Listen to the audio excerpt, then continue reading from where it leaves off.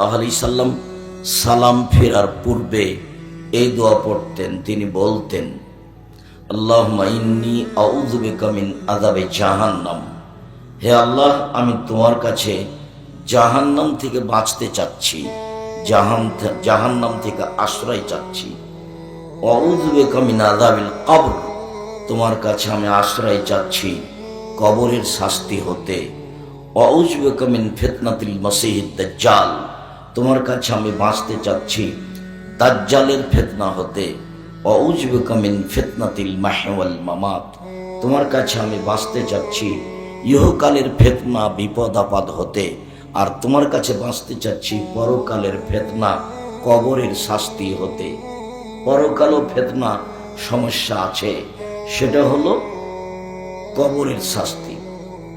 আউযু বিকা মিনাল মাকসামি ওয়াল মাগরাম, আর আমি তোমার কাছে বাঁচতে চাচ্ছি বড় পাপ হতে। আর তোমার কাছে আমি বাঁচতে চাচ্ছি ঋণ কর্য হতে। আল্লাহর নবী সর্বদা নিয়মিত সালাম ফেরার পূর্বে ঋণ কর্য থেকে বাঁচতে চাইতেন। যেসব কিছু থেকে তিনি বাঁচতে চাইতেন, আশ্রয় ভিক্ষা চাইতেন, তার উল্লেখযোগ্য ছিল জাহান্নাম, তার উল্লেখযোগ্য ছিল কবরের শাস্তি, তার উল্লেখযোগ্য ছিল ঋণ কর্য, তার উল্লেখযোগ্য ছিল বড় পাপ, তার উল্লেখযোগ্য ছিল অলসতা। এগুলো থেকে তিনি নিয়মিত আল্লাহর কাছে আশ্রয় ভিক্ষা চাইতেন। জাহান্নাম থেকে মুহাম্মদ সাল্লাল্লাহু আলাইহি সাল্লাম নিয়মিত আশ্রয় চাইতেন, ভালো কথা। তো ঋণ থেকে কেন? ঋণ তো জায়েজ, কর্জ নেওয়া জায়েজ। আসলে এই জন্য যে কর্জ থাকলে জানাজা হয় না। কর্জ আছে যার, জানাজা নেই তার। কর্জ নেই যার, জানাজা আছে তার। মানুষ তো না বুঝেই ব্যাংকে চাকরি করে, ঋণ নিয়ে বাড়ি গাড়ি করেছে, ছেলে মেয়ে আহাল পরিবার থাকবে খাবে। এগুলো হলো বুঝের ত্রুটি। বুঝতেই পারেনি তার পার্থিব জগৎ কি জিনিস আর পরকাল কি জিনিস। সম্মানিত দিনী ভাই বোন, ঋণ একটা বিপজ্জনক ব্যাপার। ঋণই এমন একটা পাপ যেটা বিচারের মাঠে ক্ষমা হবে না, ওটা নেকি দিয়ে পরিশোধ করতে হবে। যার কারণে আল্লাহর নবী নিয়মিত ঋণ থেকে বাঁচতে চাইতেন। বলছিলাম যে আল্লাহর নবী নিয়মিত জাহান্নাম থেকে বাঁচতে চাইতেন। অত্র আয়াতে আল্লাহ তাআলা বলেন, তোমরা নিজেকে জাহান্নাম থেকে বাঁচাও আর পরিবারকে জাহান্নাম থেকে বাঁচাও।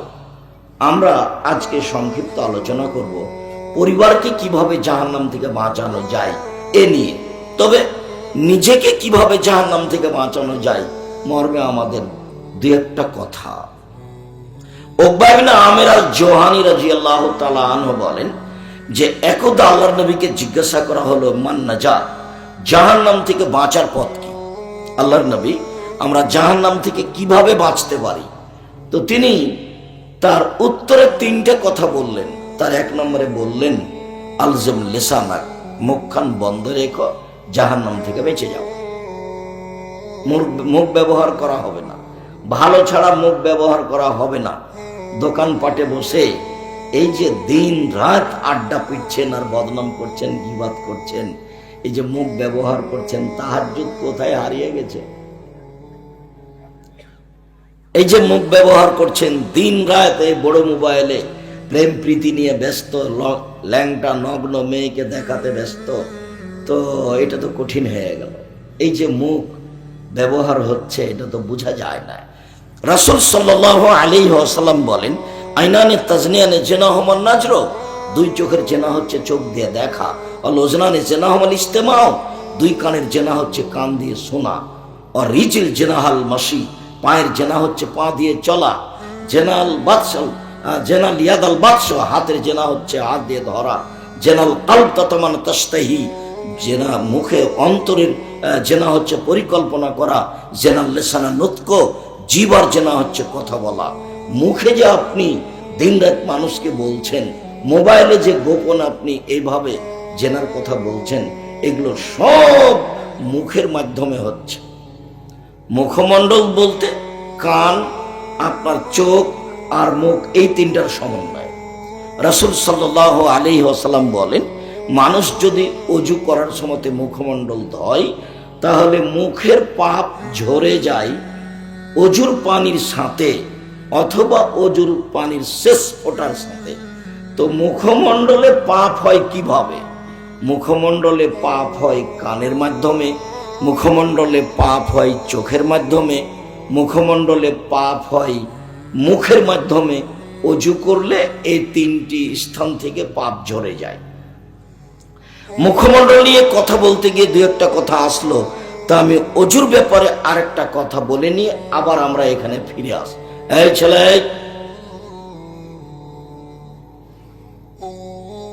আপনারা যারা আমাদের দেখতে পাচ্ছেন ভালো কথা,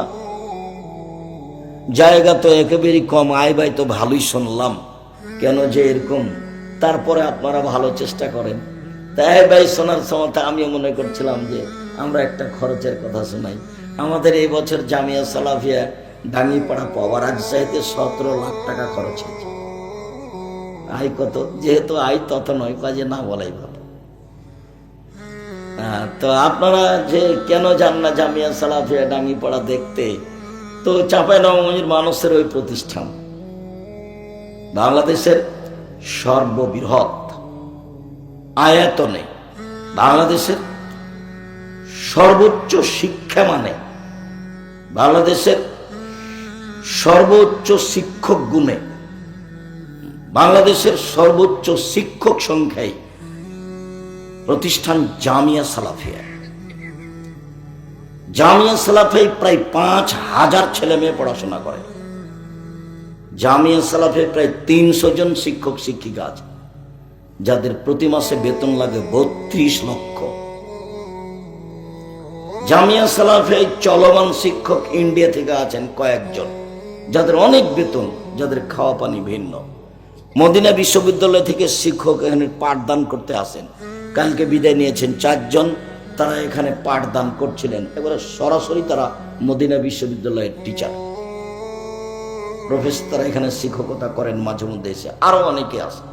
এটা জামিয়া সালাফিয়া, এদেশের সর্বোচ্চ শিক্ষা প্রতিষ্ঠান জামিয়া সালাফিয়া, দলমুক্ত প্রতিষ্ঠান জামিয়া সালাফিয়া, সংগঠন মুক্ত প্রতিষ্ঠান জামিয়া সালাফিয়া, হিংসা মুক্ত প্রতিষ্ঠান জামিয়া সালাফিয়া, শিক্ষা মানে সর্বোচ্চ প্রতিষ্ঠান জামিয়া সালাফিয়া, চাঁপাইনবাবগঞ্জের লোকের প্রতিষ্ঠান জামিয়া সালাফিয়া। জামিয়া সালাফিয়া আপনাদের নিজস্ব প্রতিষ্ঠান, সাদ করে দেখতে যাবেন, যাওয়া উচিত। বাংলা, ইংরেজি, আরবি ভালো মানের শিক্ষা দেওয়া হয় এবং সর্বোচ্চ উন্নত মানের সিলেবাস। প্রতি নভেম্বরে ডিসেম্বরে সিলেবাস নিয়ে বসা হয়। যোগ বিয়োগের প্রয়োজন থাকলে যোগ করা হয়, বিয়োগ করা থাকলে প্রয়োজন হলে বিয়োগ করা হয়। এটা জামিয়া সালাফিয়া। কেউ কিছু বলার স্বাধীনতা রাখে না। কেউ এসে বলতে পারবে না যে আমি এখানে 5 কোটি টাকা দিয়েছি, আমার কথা শুনতে হবে। এরকম কোনো কথা বলার স্বাধীনতা জামিয়া সালাফিয়াতে নেই। এদেশের ভিন্ন ধরনের ব্যতিক্রম প্রতিষ্ঠান জামিয়া সালাফিয়া।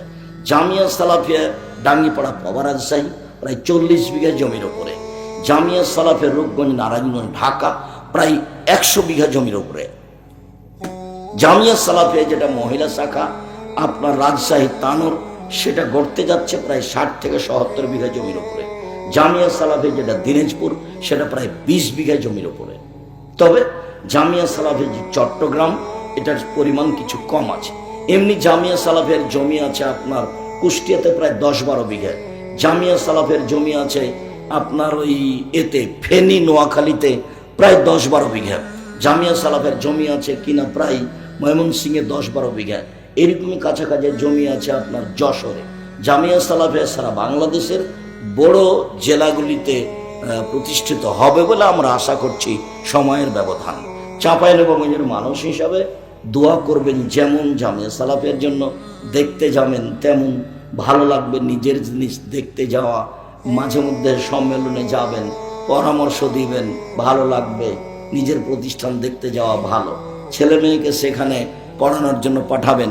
জামিয়া সালাফিয়ার মদিনা বিশ্ববিদ্যালয়ের সরাসরি যোগাযোগ হয়েছে, এখান থেকে ছেলে যাবে। এবছরে বেশ কয়েকজন যাবে বলে আমরা আশা করছি ইনশাআল্লাহ। আপনাদের নিজস্ব প্রতিষ্ঠানের প্রতি ভালোবাসা থাকা উচিত। চট করে ওই আই বাইটা শুনে মনে হলো, তাই আপনাকে বলে রাখলাম কথাটা মনে পড়ার কারণে। জামিয়া সালাফে এবছরের সম্মেলনে খরচ ছিল 17 লাখ টাকা। সম্মানিত দিনী ভাই বোন, ওটা আমার নিজের টাকা নাই, আপনারা দেন, সেটাই খরচ করা হয়। জামিয়া সালাফে কোনো বৃত্তশালী দিয়ে চলে না, জামিয়া সালাফে কোনো বৈদেশিক সংস্থায় চলে না, জামিয়া সালাফে কোনো সরকারি অনুদানে চলে না। জামিয়া সালাফের টাকা পয়সার কথা বলুন সরকারকে বলা হয় না, কোনোদিন চেয়ারম্যান মেম্বার এমপি মন্ত্রীকে বলা হয় না। জামিয়া সালাফের সহযোগিতার জন্য কোনো বৈদেশিক সংস্থাকে বলা হয় না। আমি আপনি সবাই মিলে 5,000, 10,000, 20,000, 50,000, 5 টাকা 10 টাকা দিয়ে চালাই। এ হলো জামিয়া সালাফিয়া, দেশের অমূল্য সম্পদ জামিয়া সালাফিয়া। বলছিলাম সম্মানিত দিনী ভাই বোন, উকবা ইবনে আমির রাদিয়াল্লাহু তাআলা আনহু বলেন, রাসূল সাল্লাল্লাহু আলাইহি সাল্লাম বললেন, জাহান্নাম থেকে বাঁচার পথ 3টে। তার একটা হলো মুখখান বন্ধ রেখো, তাহলে জাহান্নাম থেকে বেঁচে যাওয়া। মুখ ব্যবহার করো না। এই নিয়ে আমরা কথা একটা বলেছিলাম, সেটা হলো এই যে মুখে এইসব অংশ রয়েছে যাতে পাপ হয়। তাতে চোখ দুটো রয়েছে, তাতে কান দুটো রয়েছে। ওই যে কানে ইয়ারফোনের গান চলছে, ইয়ারফোন লাগা আছে, গান চলছে, ইন্ডিয়ান। বাপ মা আছে, কে বলেছে তার বাপ মা আছে? ওর বাপ হলো সৎ বাপ, ওর মা হলো ওর চাচি। আর ওটা মা নয়, ওটা চাঁপাইনবাবগঞ্জের ভাষা, তাকে মা বলছে। বাপে বিবাহ দিয়েছে, স্বামীর কাছে গেছে, তাই বাচ্চা হয়ে গেছে, তাই ও মা। ওর ঢং আছে মা হওয়ার। ও বাচ্চাকে কাপড় পরাতে জানে। এই ছেলাই, চুপ থাকো, এত তুমি বাড়ছো না। তোমার মাই তো একটা বোকা মহিলা, তুমি আবার বলছো কেন? তোমার মাই তো এখানে বেঢঙ্গা হয়ে বসে আছে। তো তুমি এটা আমার কথার সাথে সাড়া দিয়ে তুমি কি পাচ্ছ? তুমি মুখ কান বন্ধ রাখো। আমি নির্বাচনের জন্য এসেছি বেটা, যে তোমাকে এত স্বাদ লাগে? তোমার মার সাথে যে কথা বলিও, এই তোমার মা বাড়িতে একটা পট কিনেছে বা তোমার বাপ কিনে নিয়েছে তোমার ছোট ভাইয়ের পেশাব পায়খানার জন্য, সেটা ঘোড়া, সেটা তোমাদের বাড়িতে আছে।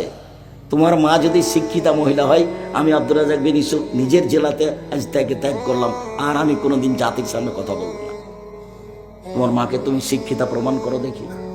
আমাদের বাড়িতে ওই পটটা 3 মিনিট থাকতে পারবে না। যদি যায় কোনো সময়, তাহলে তার মাথাটা কেটে ফেলা হবে। সেটা তোমাদের বাড়িতে আছে। তোমার ছোট ভাই বোন পুতুল নিয়ে খেলায়, সেটা তোমাদের বাড়িতে আছে। আয়েশা রাদিয়াল্লাহু তাআলা আনহা বলছেন, আল্লাহ নবী বাড়িতে ঢুকে যখন কোনো জিনিসে কোনো ছবি মূর্তি দেখতেন, ফাঁকা যাহ, তাকে ভেঙে চুরে একবার একাকার করে দিতেন। আল্লাহ রাসূল বাড়িতে ঢুকে যখন কোনো কাপড় চোপড়ে কিছু দেখতেন, এরকম ছবি মূর্তি, তাকে একবারে ছিঁড়ে টুকরা টুকরা করে দিতেন। কত হাদিস! উপদেশ বইটাতে দেখেন একটা আলোচনা আছে, উপদেশ বইয়ের ছবি মূর্তি, বিস্তারিত আলোচনা দেওয়া আছে। আপনাদের সরকার যখন 45 মিনিটের মধ্যে দেশ ছেড়ে দিল, তখন প্রথম বক্তব্য ছিল জুলুম, অত্যাচার। তার দ্বিতীয় বক্তব্য ছিল ছবি মূর্তি। তার তৃতীয় বক্তব্য ছিল আত্মসাৎ। আমরা জাতিকে বুঝিয়েছি আত্মসাৎ কি জিনিস, আমরা জাতিকে বুঝিয়েছি ছবি মূর্তি কি জিনিস, আমরা জাতিকে বুঝিয়েছি জুলুম কি জিনিস। জুলুম হলে ফল তাকে একদিন ভোগ করতেই হবে, আজ হোক আর কাল হোক। যে যত বড় জালেম, যে যত বড় গাদ্দার, যে যত বড় বিশ্বাসঘাতক আত্মসাৎকারী, তার সমস্যা তত বড়। সময়ের গতিতে হবেই, আজ হোক আর কাল হোক। আর জালেমের বিচার 2 বার হবে।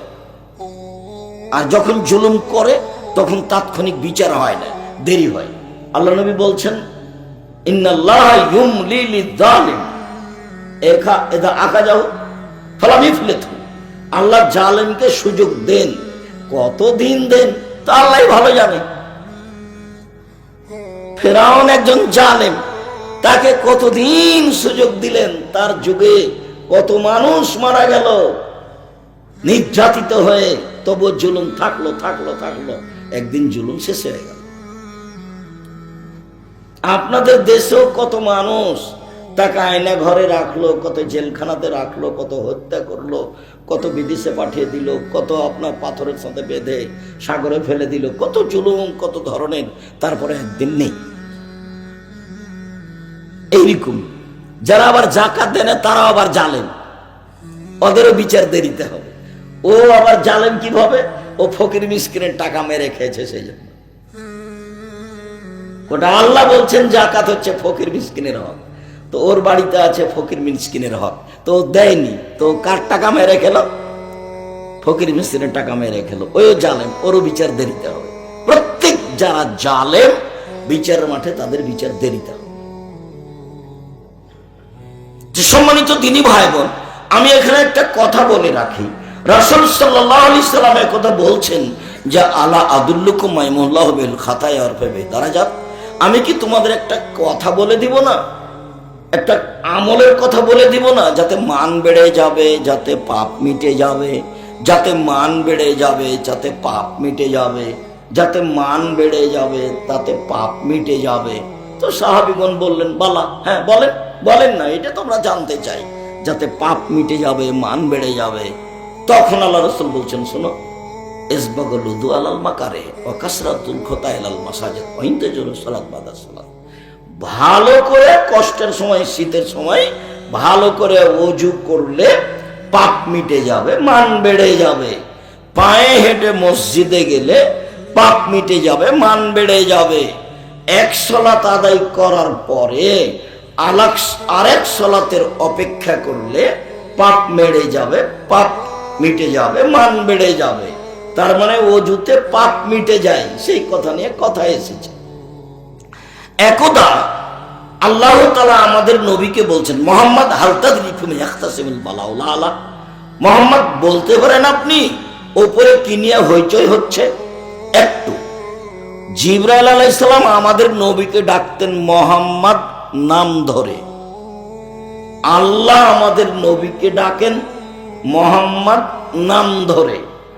সাহাবীগণ আমাদের নবীকে বলতেন আল্লাহর নবী বলে, আল্লাহর নবী বলেছেন, আল্লাহর রাসূল বলেছেন, আল্লাহর রাসূল দিয়েছেন, আল্লাহর নবী খেয়েছেন, আল্লাহর নবী বলেছেন। আর ভারত, বাংলাদেশ, পাকিস্তানের আলেম ওলামা জনগণ বলছে যে হুজুরে পাক সাল্লাল্লাহু আলাইহি ওয়াসাল্লাম। কি বলছে? হুজুরে পাক সাল্লাল্লাহু, নবীর নাম হলো হুজুরে পাক সাল্লাল্লাহু আলাইহি ওয়াসাল্লাম।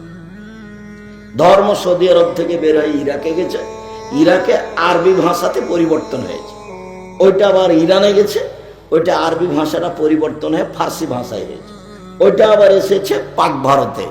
যারা এই বিকৃত ধর্মের সাথে থেকেছে তারা 750 বছর থেকেছে ভারতে, মোগল ওরাই রাজা। ফার্সি ভাষায় এদেশের জনগণকে চলতে শিখতে বলতে বাধ্য করেছে। তারপর চলে গেলে এদেশে 190 বছর থেকেছে ইংরেজ, ইংরেজের দেশের জিনিসপাতি টাকা পয়সা নিয়ে চলে গেছে। আর যারাকে মনে করেছে যে আমাদের বিরোধী, তাদের হত্যা করেছে, কবর দিয়েছে, জুলুম নির্যাতন করেছে, যার কারণে এদেশে হক আর প্রকাশ পায়নি। যার কারণে মানুষ কোরআন মাজিদ খুলে বলছে যে আল্লাহ বলছে ভোট দিতে হবে। মাওলানা সাহেব, অবাক কথা, এই যে আপনি কখন পড়লেন?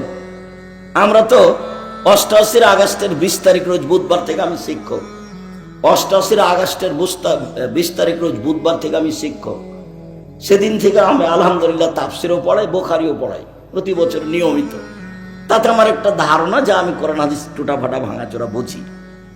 আর আমি ফতোয়া বোর্ড পরিচালনা করি 7-8 বছর থেকে, আর লেখি প্রায় 26-27 বছর থেকে ফতোয়া। এটা আমার কাজ। বক্তৃতা দিন 90 সাল থেকে। তো এরকম তো আমি বুঝলাম না।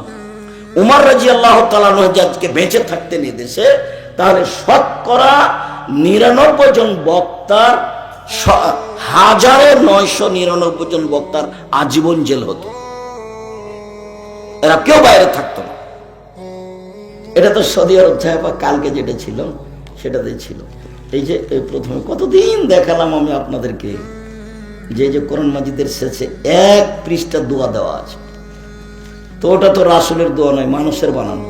আচ্ছা আচ্ছা, এই যে দোয়া খাতমিল করে, ইন্না লিল্লাহি ওয়া ইন্না ইলাইহি, দোয়া খাতমিল করা। আমি 90 সাল থেকে বলেছি এটা নবীন নয়। দেখি এমন কে আছে মায়ের বেটা আমার জীবদ্দশায় সেটা প্রমাণ করবে। মানুষের বানানো ধর্ম, এবারে নগদ চাঙ্গা, মানুষের বানানো। মানুষ বানিয়েছে ধর্ম, চলছে মানুষের কাছে। অসম্ভব হতে পারে না একজনের কথা দিয়ে ধর্ম চলে, যার নাম মুহাম্মদ সাল্লাল্লাহু আলাইহি সাল্লাম।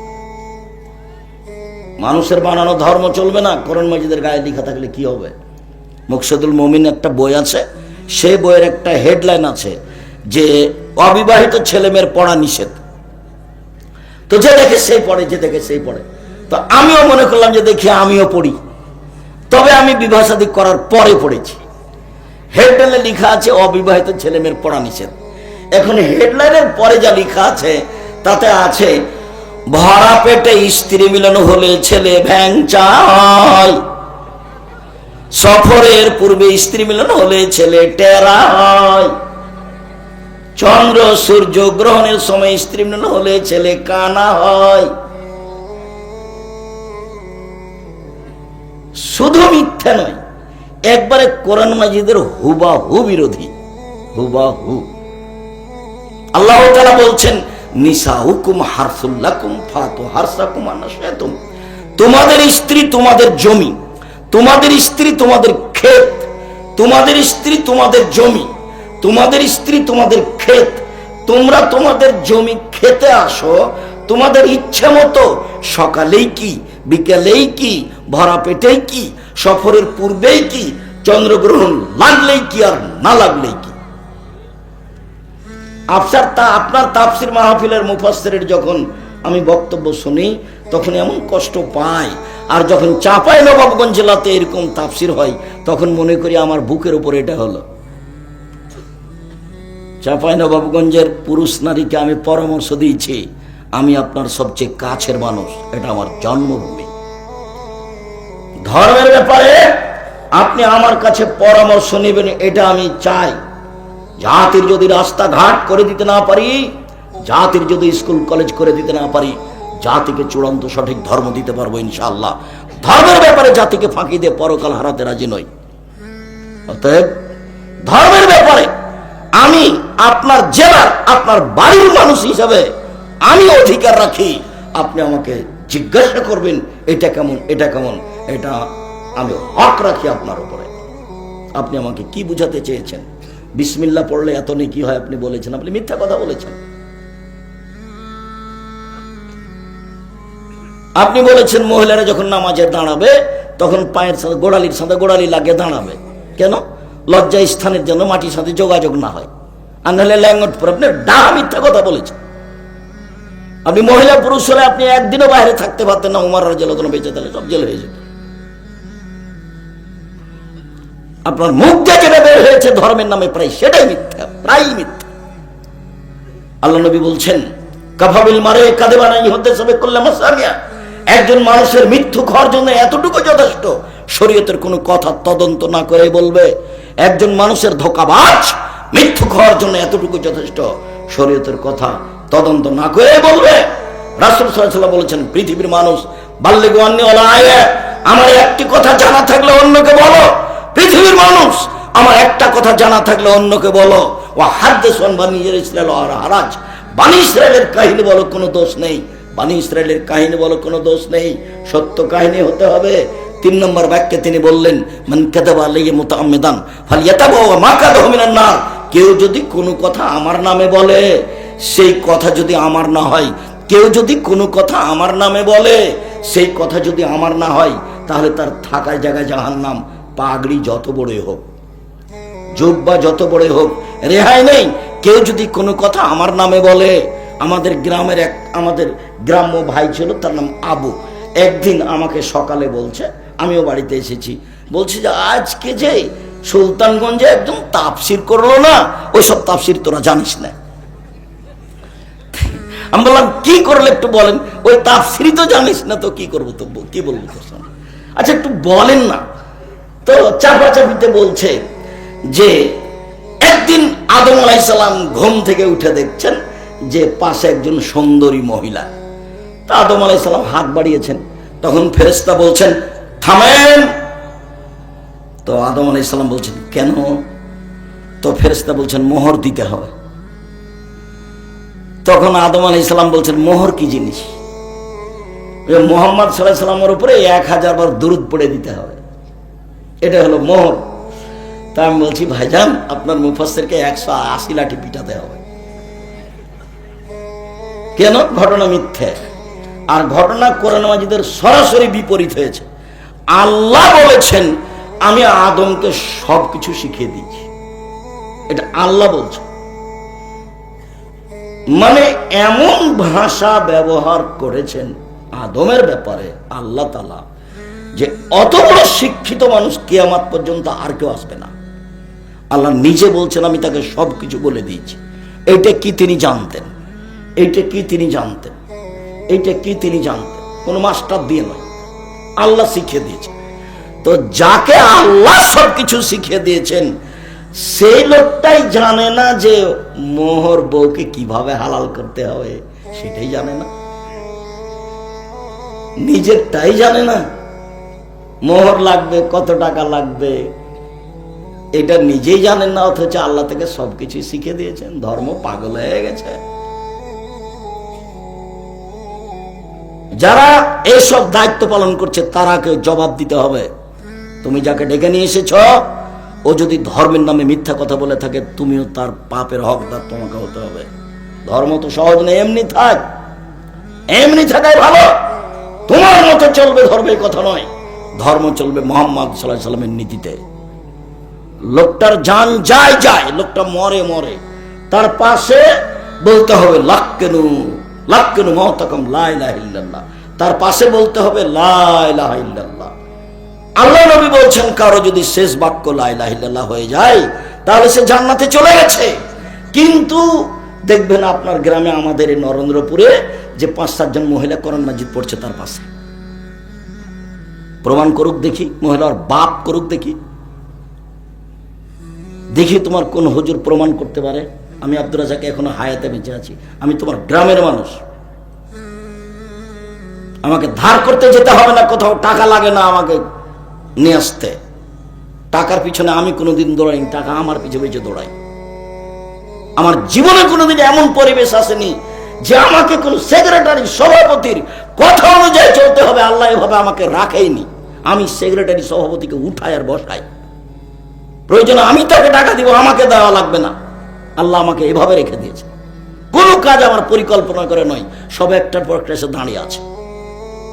আমি এত বড় বড় প্রতিষ্ঠান নিজে পরিকল্পনা করে গড়িনি, এমনি একটার পর একটা এসে দাঁড়াই। আমি পৃথিবীতে নিজে যাইনি, এমনি মানুষে নিয়ে গেছে। যত কিছু আপনি দেখতে পাচ্ছেন আমার এগুলো পরিকল্পনার মধ্যে নয়, একটার পর একটা আসে, আমি সেটা করি। চাঁপাইনবাবগঞ্জের লোক হিসেবে আমার একটা আফসোস থেকে যাচ্ছে জাতির কাছে, বিশেষভাবে চাঁপাইনবাবগঞ্জ লোকের কাছে। ধর্মের ব্যাপারে আপনি ফাঁকে পড়েন, এটা আমি চাইনি। ধর্মের ব্যাপারে আপনি মিথ্যা ধর্ম মেনে চলেন, সেটা আমি চাইনি। জানাজা রেখে ঘন্টার ঘন্টা বক্তব্য দিবেন, এটা না যায়, হারাম। জানাজার সামনে রেখে বলতে হবে জানাজার 5 কাপড় দিতে হবে না, 3 কাপড় দিতে হবে। তারপর গোসল দেওয়ার পূর্বে আপনি কেন পেট চেপে পেশাব পায়খানা বের করলেন? পেট চেপে পেশাব পায়খানা বের করা হারাম। আপনি কেন নখ কাটলেন? নখ কাটা এখন হারাম। আপনি কেন মুখ ছোট করলেন? এখন মুখ ছোট করা বিদআত। আপনি কেন নিচের লুম পরিষ্কার করলেন? এই ছেলে, তোমার মা কোথায় গেছিল? কাল পরিষ্কার করতে পারেনি, আজকে কেন? শ্বাস বন্ধ হয়ে গেছে, সব বিধান বন্ধ হয়ে গেছে, এখন শুধু ওযু দিয়ে গোসল দিতে হবে। আমি চাঁপাইনবাবগঞ্জ জেলার আহলে হাদিসের কর্ম পাতায় পাতায়, পৃষ্ঠায় পৃষ্ঠায় নাজায়েজ দেখাতে পারি। আর চাঁপাইনবাবগঞ্জ জেলার বিবাহের শুরু থেকে না শেষ পর্যন্ত একটা কাজও জায়েজ নয়, সব হারাম। একটা কাজও জায়েজ নয়, সব হারাম। একটা প্রমাণ করেন দেখি। 10 জন মিলে বউটাকে, বেটি ছেলেটাকে দেখতে গেছেন, এটা প্রমাণ করেন দেখি। বউটাকে কি কিছু টাকা দিয়ে আসলেন বেটি ছেলেটাকে, এটা প্রমাণ করেন দেখি। বায়না করলেন, সবাই মিলে তাকে দেখলেন, টাকা গুনতে দিলেন, এটা প্রমাণ করেন দেখি। সবাই মিলে বিবাহ ঘেরলেন, 1 গিলাসে দিলেন শরবত আর 1 গিলাসে লবণ, এটা প্রমাণ করে দেখি। ধোঁকাবাজ, তুমি তো প্রতারক, এই কাজ করো কেন? ধর্ম এরকম। মাঝা খরচ কেন দিতে হবে? ডুলি বিবি যেতে হবে কেন? আমি তো বলেছি ডুলি বিবি শব্দ পেশাব করে দাও। 20 বছর পরে এমন ভাবে মানুষ ডুলি বিবি শব্দ ভুলে যাবে। কেউ যদি বলে ডুলি বিবি, তো আর একজন বলবে কি রে, ডুলি বিবি কি জিনিস? মানে এমন ভাবে ভুলে যেতে হবে। ডুলি বিবি মহিলাতে যাওয়া বহুদূরের কথা। থোবড়া, থোবড়া শব্দ চিরদিনের জন্য ভুলে যেতে হবে। বরং তার ক্ষীর কাছে আমাটা চিরদিনের জন্য ভুলে যেতে হবে। আমার জানা অনুপাতে একটাও জায়েজ নয়। আমার খুব ভালো মনে আছে, রমজান মুলবি বিবাহ পড়ানোর পরে বলছে, উঠো 2 রাকাত সালাত আদায় করো আমার চোখের সামনে। রমজান মুলবি দুনিয়া থেকে চলে গেছেন, আমি তখন তার এটা বুঝতাম না, সে অনেক দিন আগের কথা। বৈঠক শেষ হলে বলছে যে 2 রাকাত সালাত আদায় করেন। এখানে 2 রাকাত সালাত আদায় মানে? তারপরে দাঁড়িয়ে বলছে আপনারা অলিমা নিয়ে যাবেন। বলছে না সব বৈঠকে বিবাহের, আরে অলিমা তো বাসর ঘরের পরে, অলিমা বাসের ঘরের পরে। বাসের ঘর সাজিয়েছে ভাবিরে, আরে যে বিবাহের স্ত্রীর কাছে যাওয়ার আগে যে না, ভাবিরে, খালাতো বোনেরা, ফুফাতো বোনেরা, ধর্ম পাগল হয়ে গেছে। কেন প্রোগ্রাম করেছ? শক্ত হোক, কঠোর হোক, নীতিতে আসো, একাই বেঁচে থাকো। ইব্রাহিম আলাইহিস সালামের মতো যখন ইব্রাহিম তার স্ত্রীকে বললেন যে ওরা যদি বলে কে, তো তুমি বলিও এটা আমার ভাই। কেন? আমি তাদেরকে বলে দিয়েছি তুমি আমার বোন। তুমি যদি বলো এটা আমার স্বামী, তাহলে আমি মিথ্যুক হয়ে যাব। মনে রেখো, সারা এই মাটির উপরে আমি আর তুমি ছাড়া আর কেউ মুসলমান নেই। তো 2 জনের চলে সারা পৃথিবী, আপনার চলে না?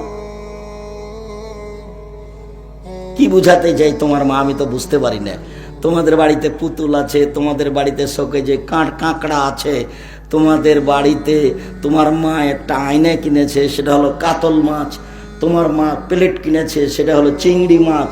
তোমার মা একটা তরকারি রাখা বাটি কিনেছে, সেটা হলো রুই মাছ। মানে কি বুঝাতে চাচ্ছ এগুলো দিয়ে?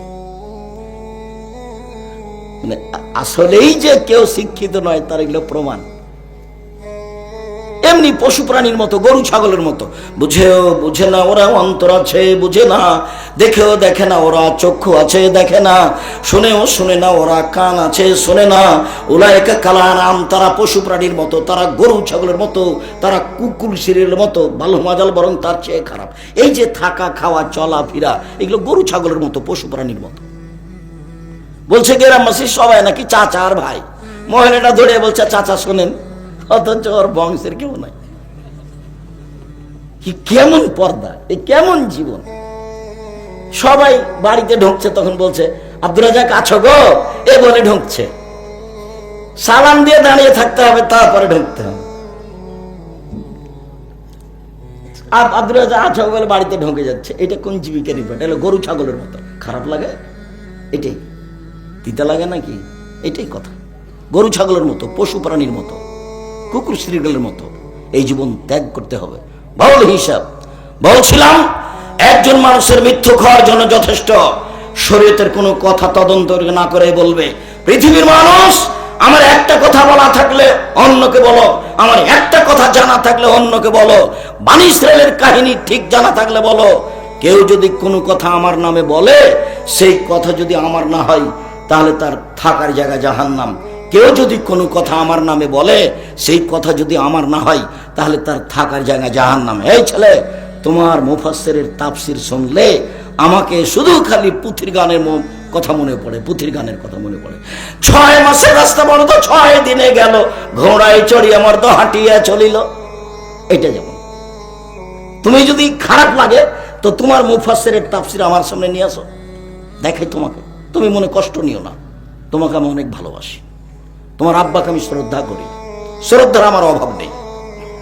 ফাতেমা কান্দিয়া কয় আজ বুঝি হুসাইন কারবালাতে শহীদ হয়। ফাতেমা কান্দিয়া কয় আজ বুঝি হুসাইন কারবালাতে শহীদ হয়। আরে হুসাইন যেদিন শহীদ হন তার 49 বছর আগে ফাতেমা রাদিয়াল্লাহু তাআলা মারা গেছেন। তা আজকে তিনি কেঁদে বলবেন কি করে? তোমার মুফাসসিরের তাফসীর তাই। বক্তব্য যাকে দিয়ে শুনতে চাচ্ছ আগেই তাকে জানিয়ে দাও যে আমাদের ওইভাবে তাফসীর করতে হবে না। মাওলানা সাহেব, আপনি আমাদের সামনে আজকে পেশ করবেন খাওয়া ও পান করার নিয়ম, কোরআন আর হাদিস দিয়ে সাজিয়ে দিবেন। আজকে আমরা নরেন্দ্রপুরের মানুষ, আপনি আমাদের সামনে বক্তব্য পেশ করবেন খাওয়া ও পান করার নিয়ম, বিষয়টি আপনাকে 15 দিন আগে জানালাম। কথা বোঝা যায়নি? উনি এখন ওইভাবে দেখে আসবেন, তারপরে খাওয়া ও পান করার নিয়ম কোরআন এবং হাদিস দিয়ে সাজাবে।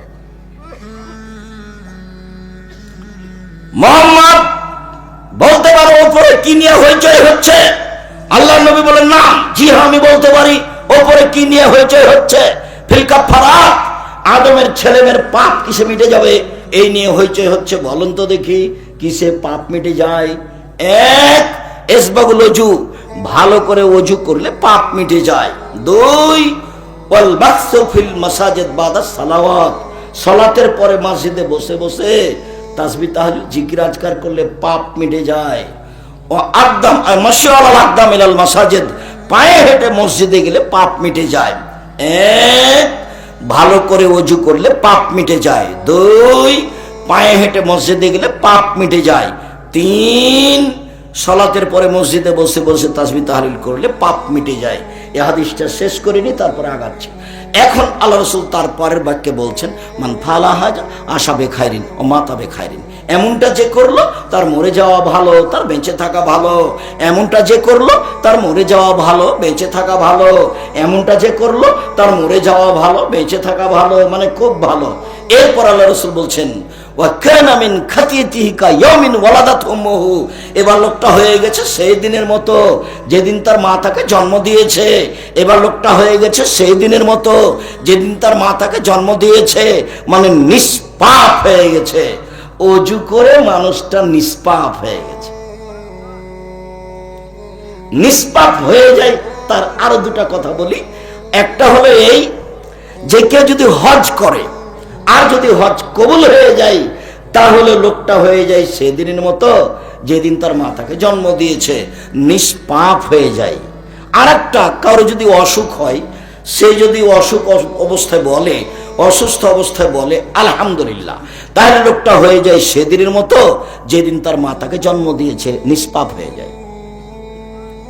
আর এখন তো গ্রামে হোক না কেন আর যেখানে হোক না কেন, অসুখ হলেই সিঙ্গাপুর, নাহলে চেন্নাই, নাহলে ঢাকা বড় মেডিকেল, একদিনও সহ্য করে না।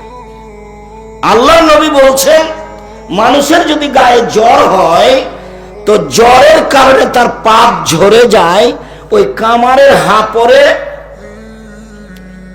স্বর্ণ চাঁদি লোহা দিলে ওর গায়ে যেসব ময়লা আছে কামারের হাপরে ওইটা দিলে, যখন ওইটা লোহা লাল হয়ে যায়, স্বর্ণটা লাল হয়ে যায়, তখন ওর গায়ে যেগুলো ময়লা আছে সেগুলো কি হয়, সব ঝরে যায়। আল্লাহ নবী বলছেন, এইভাবে ওই ময়লা যেমন ঝরে যায়, কারো জ্বর হলে, অসুখ হলে পাপ তেমন ঝরে যায়। তো সিঙ্গাপুর যাচ্ছে কেন, একটু দেরি করে না কেন? শুনুন, এখানে আরেকটা কথা বলে নিয়ে আবার ফিরে চলে যাই। অজু ভালো করে করেন, আজকে বিবরণ দেওয়ার সুযোগ নেই, তবে ইউটিউবে পাওয়া যাবে জুমার খুতবা আব্দুর রাজ্জাক বিন ইউসুফ, বিস্তারিত সময়ে সময়ে অজুর বিবরণ দেওয়া আছে। এমনিতে আমাদের মিরপুর যে দাওয়া সেন্টার নিয়মিত জুমার খুতবা চলছে, আমি প্রতি জুমায় ইনশাল্লাহ সেখানে উপস্থিত থাকবো। বহির্বিশ্বে না গেলে, যখন বহির্বিশ্বে যাব তখন তো আর থাকবো না, না গেলে সর্বদা ওখানে জুমার খুতবা চলবে, বিষয় ভিত্তিক আছে। কোনো সময় ঢাকা গেলে আপনি মিরপুর পল্লবী 12-তে গিয়ে দেখবেন যে দাওয়া সেন্টার, খুব সহজেই পেয়ে যাবেন খুঁজে, ওখানে জুমায় উপস্থিত থাকবেন, বিষয় ভিত্তিক কথা হবে। বলছিলাম, এখন আপনি সুন্দর করে ওযু করার পরে আপনি যদি বলেন আশহাদু আল্লা ইলাহা ইল্লাল্লাহু ওয়াহদাহু লা শারীকা লাহু ওয়া আশহাদু আন্না মুহাম্মাদান আবদুহু ওয়া রাসূলুহু, তাহলে আপনার জন্য জান্নাতের সব দরজা খুলে গেছে, যেটা দিয়ে ইচ্ছা ঢোকেন।